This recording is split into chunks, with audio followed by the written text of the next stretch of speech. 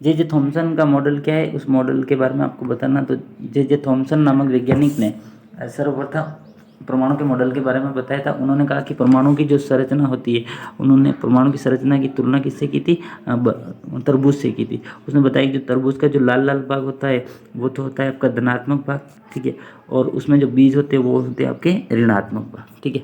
तो ये थॉमसन ने बताया था, और इसने इसकी तुलना केक से भी की थी, इसलिए इसको प्लम पुडिंग मॉडल भी कहा जाता है, ठीक है। 25वां क्वेश्चन, निम्न के अणुसूत्र लिखिए।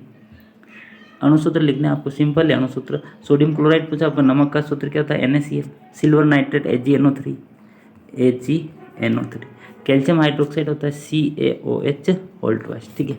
हाइड्रोजन सल्फाइड का सूत्र सबको पता है H2S होता है, ठीक है। अमोनियम क्लोराइड क्या होता है NH4Cl, ठीक है। तो ये सब के अणुसूत्र आपको याद रखना है, ठीक है। नेक्स्ट, निम्न के परमाणु क्रमांक और इलेक्ट्रॉनिक विन्यास लिखने आपको। परमाणु क्रमांक, सोडियम का परमाणु क्रमांक कितना होता है, सोडियम का परमाणु क्रमांक होता है आपका 11।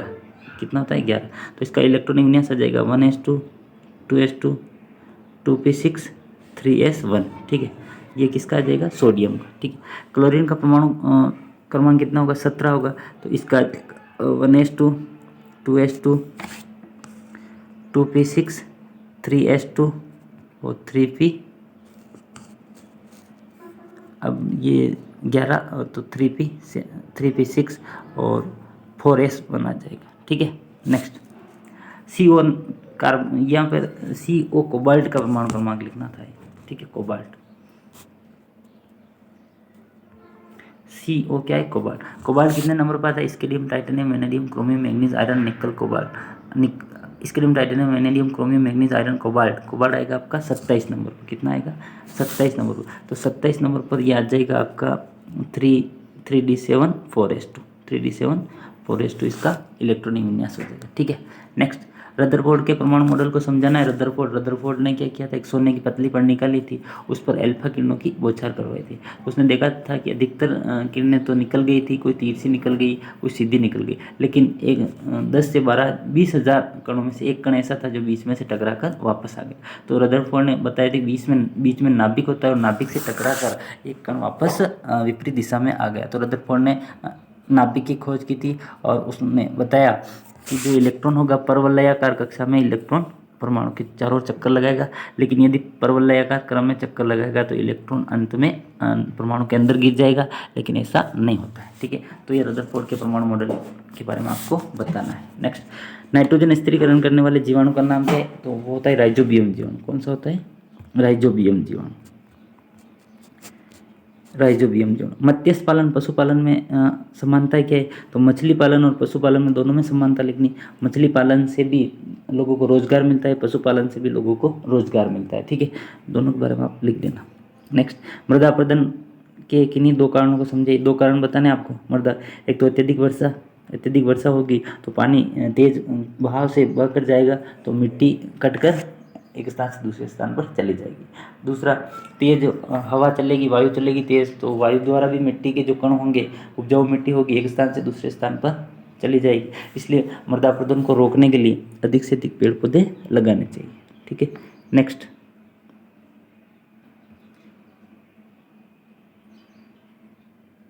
पादप कोशिका का नामांकित चित्र बनाना आपको। पादप कोशिका और जंतु कोशिका दोनों का नामांकित चित्र आपको अच्छी तरीके से आना चाहिए, दोनों आप बना लेना, ठीक है।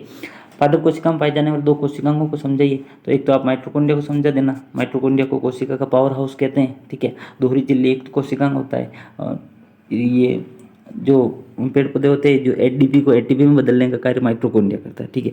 और आप केंद्रक के बारे में बता देना। केंद्रक सभी का नियंत्रण करता है। केंद्रक कोशिका के मध्य में स्थित होता है, केंद्रिका स्थित होती है, इसके बारे में आप लिख देना, ठीक है। जिम्नोस्पर्म एंजियोस्पर्म में 2 अंतर बता देना। जिम्नोस्पर्म और एक होता है एंजियोस्पर्म। जिम्नोस्पर्म वे पौधे जिनके बीजों पर कोई आवरण नहीं होता उनको एंजियोस्पर्म कहते हैं, और जिम्नोस्पर्म में उनके ऊपर आवरण होता है, ठीक है। नग्न बीजी कहते हैं एंजियोस्पर्म को, ठीक है। तो एंजियोस्पर्म आवर्त बीजी और अनावर्त बीजी दोनों आप याद रखना। कार्य की परिभाषा लिखनी है। कार्य को विज्ञान में W से दर्शाते हैं। W बराबर होता है FS, ठीक है। और कार्य का मात्रक तो होगा जूल।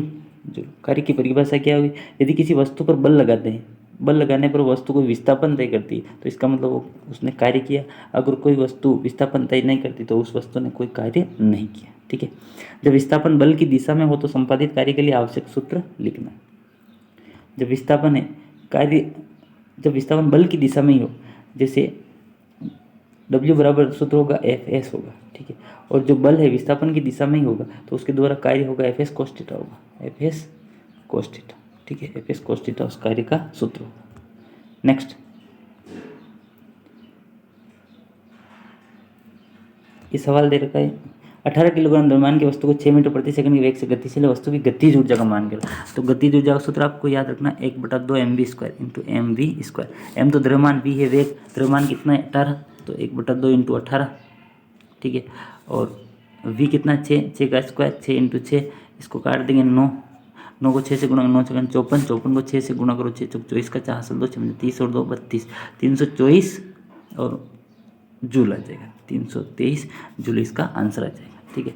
उत्प्लावकता किसको कहते हैं, सबको पता है। उत्प्लावकता, जब पानी में कोई वस्तु डूबी जाती है तो पानी द्वारा ऊपर की ओर जो बल लगता है उसको उत्प्लावक बल कहते हैं, और इसी घटना को क्या कहते हैं, उत्प्लावकता कहते हैं। ठीक है। उत्प्लावकता।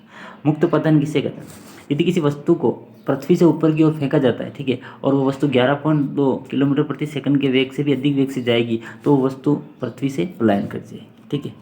उसको मुक्त पतन कहते हैं। ध्वनि तरंगों को यांत्रिक तरंगे क्यों कहते हैं, तो ध्वनि तरंगे होगी, उसको गुजरने के लिए किसी माध्यम की आवश्यकता होगी। ठीक है। और ध्वनि तरंगे हमेशा अनुदैर्ध्य तरंगे होती है, इसलिए इसको यांत्रिक तरंगे कहते हैं। प्रयोग द्वारा समझाएगी ध्वनि तरंग के लिए द्रव्यमात्मक माध्यम की आवश्यकता होगी। इसके लिए आपको एक बोतल लेनी है, उसके अंदर एक घंटी लगा देनी, और बोतल को आप कार्क से बंद कर दोगे, फिर घंटी को आप बजाओगे, बाहर से सुई से जोड़ दोगे तो घंटी की आवाज़ आपको बाहर नहीं सुनाई देगी। यदि आप बोतल के थोड़ा सा भी छेद कर दोगे तो हवा बाहर निकलेगी और हवा के साथ उस घंटी की आवाज़ भी बाहर निकलेगी। तो ये आपको प्रयोग आपको समझाना है। ठीक है। नेक्स्ट, ऊर्जा का व्यावसायिक मात्रा क्या होता है, तो ऊर्जा का व्यावसायिक मात्रा क्या होता है, सबको पता है, किलोवाट प्रति घंटा होता है। किलोवाट प्रति घंटा होता है, किलोवाट प्रति घंटा। ठीक है। जिसको यूनिट कहते हैं, यूनिट। नेक्स्ट, जब आप साइकिल चलाते हैं तो ऊर्जा का रूपांतरण किन रूपों में होता है, तो जब अपन साइकिल चलाते हैं, ठीक है, तो साइकिल के पेडल लगाना पड़ता है। ठीक है। तो पेडल लगाने के लिए पेशी ऊर्जा की आवश्यकता होगी। किसकी, पेशी ऊर्जा। पेशी ऊर्जा गतिज ऊर्जा में परिवर्तित हो जाएगी, ये भी आप याद रखना। ऊर्ध्वपातन किसको कहते हैं, ऊर्ध्वपातन सबको पता है, जब किसी ठोस को गर्म किया जाता है तो वो ठोस पदार्थ द्रव में न बदलकर सीधा किस में बदल जाएगा, गैस में बदल जाएगा। इसी को क्या कहते हैं, ऊर्ध्वपातन कहते हैं। जैसे कपूर है, अमोनियम क्लोराइड है, अमोनियम क्लोराइड, इनको गर्म करते हैं तो सीधा किस में बदल जाते हैं, द्रव में न बदलकर गैस में बदल जाते हैं। ठीक है। नेक्स्ट, नमक तथा कपूर के मिश्रण को ऊर्ध्वपातन द्वारा आपको समझाना है। तो नमक, इसके लिए आपको एक वाच ग्लास लेना है, वाच ग्लास ले ली, इसमें आपने नमक डाल दिया और एक कपूर, दोनों का मिश्रण डाल दिया, फिर आप इसको गर्म करो, इसके ऊपर उल्टी कीप लगा दो। ठीक है। और कीप के ऊपर यहाँ पर आप रुई लगा दो। गर्म करेंगे तो नमक और कपूर दोनों गर्म होंगे। कपूर गर्म होकर सीधे किस में बदलेगी, गैस में। गैस में बदलेगी तो ऊपर जाएगी, और ऊपर ये आपने रुई लगा रखी, यहाँ पर एकत्रित हो जाएगी। वापस ये गैस ठंडी होगी तो वापस ठोस में बदल जाएगी, तो यहाँ पर आपको कपूर प्राप्त हो जाएगा। ठीक है। संक्रामक रोग किसे कहते हैं, वे रोग जो एक व्यक्ति से दूसरे व्यक्ति में वायु द्वारा आसानी से फैल जाते हैं उनको क्या कहते हैं, संक्रामक रोग कहते हैं। जैसे आपका कोरोना है, एड्स है, ये सभी संक्रामक रोग है। ठीक है। नेक्स्ट, हमारे बंदूक से गोली दागने पर कंधे को धक्का क्यों लगता है, तो यहाँ पर गति का तीसरा नियम लगता है, गति का तीसरा नियम लगता है, जिसको कहते हैं अपन क्रिया प्रतिक्रिया करने, क्रिया प्रतिक्रिया करना। यदि हम बंदूक द्वारा गोली दागते तो बंदूक की गोली जितने वेग से आगे जाएगी उतने ही वेग से वो पीछे की तरफ भी बल लगाएगी, जिसके कारण अपने कंधे पर बल लगता है। नेक्स्ट, जाइलम में पाए जाने वाले विभिन्न अवयवों के पादपों में जल और भोजन का संवहन कौन करता है, तो पादपों में जो जल का संवहन करता है वो तो करता है जाइलम, और आपका भोजन पदार्थों का परिवहन करता है आपका फ्लोएम। ठीक है। तो ये दोनों आप याद रखना। जाइलम में जाइलम वाहिका है, वाहिनिका है ना, जाइलम मृद्युतक, ये तीनों पाए जाते हैं, तो इनके बारे में भी आप याद रखना। रक्त की संरचना, तो रक्त में एक तो होती है प्लेज्मा, और एक होती है आपकी रक्त कणिकाएं, रक्त कणिकाएं, ठीक है। प्लेज्मा रक्त का 55% भाग होती है, ठीक है। बाकी 45% आपकी रक्त कणिकाएं होती है, ठीक है। और रक्त कणिकाएं भी विभिन्न प्रकार की होती है, जैसे आरबीसी है लाल रक्त कणिकाएं, एक डब्ल्यूबीसी है श्वेत रक्त कणिकाएं, ठीक है। और एक है प्लेटलेट्स, ठीक है। आरबीसी में हीमोग्लोबिन उपस्थित होता है इसलिए इसका रंग लाल होता है। डब्ल्यूबीसी में एचबी अनुपस्थित होता है इसलिए इनका रंग श्वेत होता है, ठीक है। डब्ल्यूबीसी श्वेत रक्त कणिकाएं होती है, उनको सैनिक कणिकाएं भी कहते हैं क्योंकि ये बाहरी जीवाणु से हमारी रक्षा करते हैं, ठीक है। और जो लाल रक्त कणिकाएं होती है उनमें हीमोग्लोबिन होता है, और हीमोग्लोबिन क्या करता है, ऑक्सीजन के साथ मिलकर ऑक्सी हीमोग्लोबिन बनाता है। क्या बनाता है? Oxy haemoglobin, oxy haemoglobin. और रक्त में O2 का परिवहन करता है, ठीक है। नेक्स्ट, चाल व वेग में अंतर बताना। चाल एकांक क्षेत्र में तय की गई दूरी को क्या कहते हैं? चाल कहते हैं। और चाल बराबर क्या होता है? दूरी बटा समय। चाल बराबर क्या होता है? दूरी बटा समय, ठीक है, समय। और वेग किसको कहते हैं? वेग निश्चित दिशा में तय की गई दूरी, निश्चित दिशा में तय की गई दूरी को क्या कहते हैं? वेग कहते हैं। यानी चाल तो होगी आपकी अदिश राशि। चाल क्या है आपकी? अदिश राशि, और आपका वेग क्या है? आपकी सदिश राशि। तो सदिश और अदिश राशियाँ भी आपको पता होनी चाहिए। अदिश राशियाँ वे राशियाँ जिनको दर्शाने के लिए केवल परिमाण की आवश्यकता होगी, दिशा की आवश्यकता नहीं होगी, उनको अदिश राशियाँ। और वे राशियाँ जिनको दर्शाने के लिए परिमाण के साथ साथ दिशा की भी आवश्यकता होगी, वो होगी आपकी सदिश राशियाँ, ठीक है। तो इस प्रकार दोस्तों अपन ने ये कक्षा 9 के विज्ञान के प्रश्न पत्र की बात की। इसी प्रकार का प्रश्न पत्र आपको एग्ज़ाम में देखने को मिलेगा। तो आप देखिए इस पूरे वीडियो को और अपनी तैयारी को और मजबूत करिए। और भी विज्ञान में आपको कोई समस्या हो तो कमेंट बॉक्स में ज़रूर लिखना।